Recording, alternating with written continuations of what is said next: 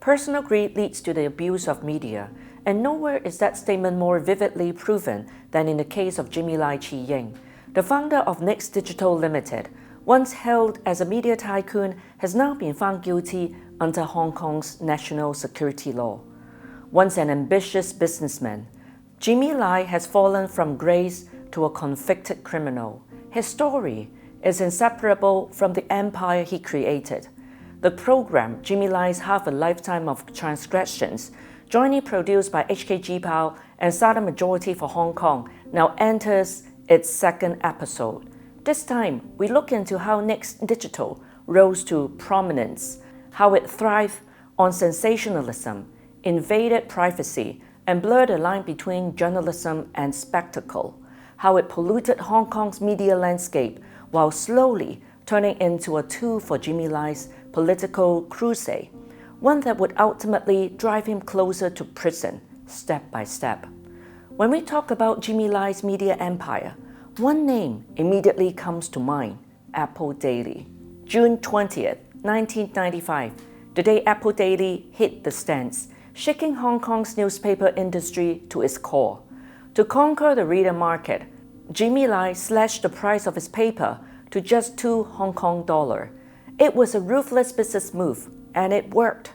That pricing war dragged down many long-established newspapers, including Singtao Huanpao and the New Evening Post.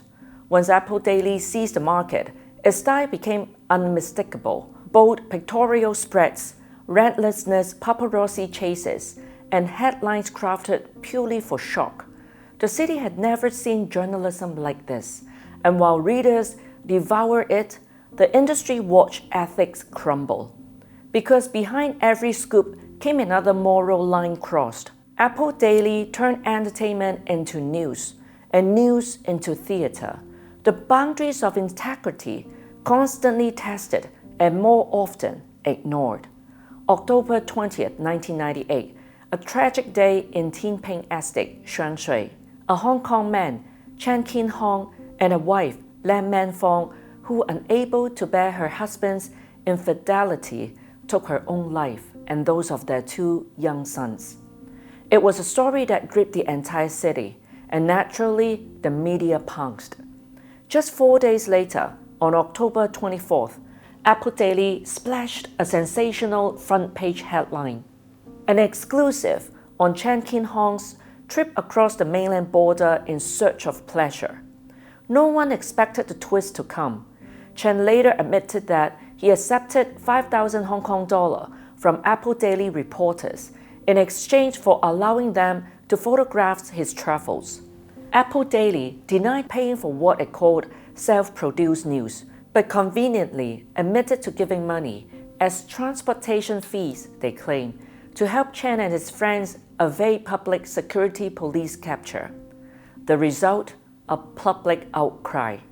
Debates over media ethics exploded, and condemnation poured in from every sector of society. Eventually, on November 10th, Jimmy Lai himself was forced to print an apology notice right on the front page.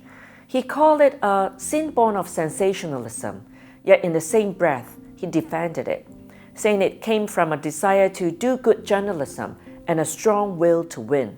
A confession or just another excuse?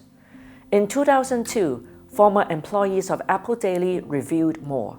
They claimed that the publication of Chan Kin Hong's photos had been personally approved by Jimmy Lai himself.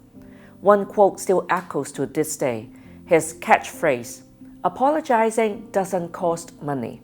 A chilling reflection of the man's mindset. Perhaps driven by that hunger for attention, Apple Daily, along with its sisters magazine Next and Southern Weekly, could never escape controversy.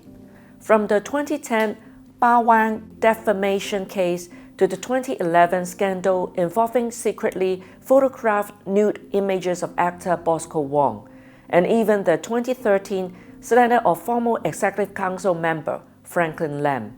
Scandal after scandal, each leaving another stain on Next Digital's name. Its political ambitions, too, entangled deeply with Lai's own stance. In Hong Kong's turbulent political tide, the media mogul allied himself with the opposition. Ever since meeting veteran figure Martin Lee, Jimmy Lai frequently hosted meetings with politicians, gatherings that blurred the line between politics and personal influence. As mentioned in our previous episode, he came to be known as one of the leaders of Hong Kong's so-called Gang of Four. And those interactions, they weren't free of financial implications. In 2011, leaked documents revealed the scale of it all. From 2005 to 2011, Jimmy Lai donated more than 13 million Hong Kong dollar to the Democratic Party and 10 million Hong Kong dollar to the Civic Party. When the Civic Party and the League of Social Democrats launched the 5 constituency referendum in 2010, Lai contributed another 1 million Hong Kong dollar to each. Even Cardinal Joseph San, former Bishop of Hong Kong's Catholic Diocese, received a 20 million Hong Kong dollar donation from him. And then came July 2014, the eve of Occupy Central. Another revelation dropped like a bombshell. Confidential records obtained by the media show that between 2012 and 2014, Jimmy Lai had funneled over 14 million Hong Kong dollar to opposition figures and groups, the same names resurfacing.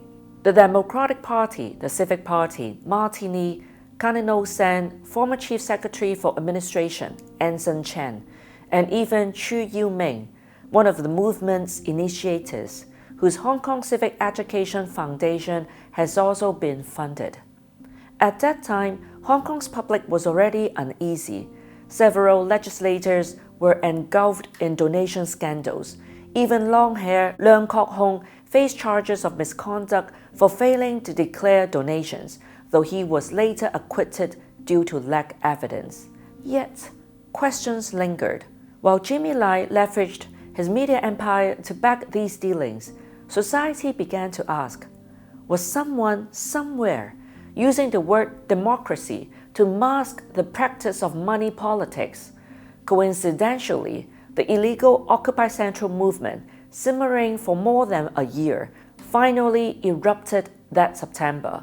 And there he was again, not just reporting from the sidelines, but marching in the streets. A media magnate turned activist, Apple Daily became his mouthpiece. Former Next Digital CEO Cheung Kim Hong testifying in court recalled, Occupy Central was a turning point for Apple Daily. From that moment, Jimmy Lai took a personal hand in editorial decisions, instructing his paper to call on the public to fight for democracy. And soon, Apple Daily looked less like a newspaper and more like a weapon, anti-government, anti-Beijing, and deeply partisan. What exactly did he do during Occupy Central? What part did he play behind the scenes? How deep did his influence run? Join us in the next episode as we uncover the full picture of Jimmy Lai and how his pursuit of power through the media became the very chain that pulled him into his downfall.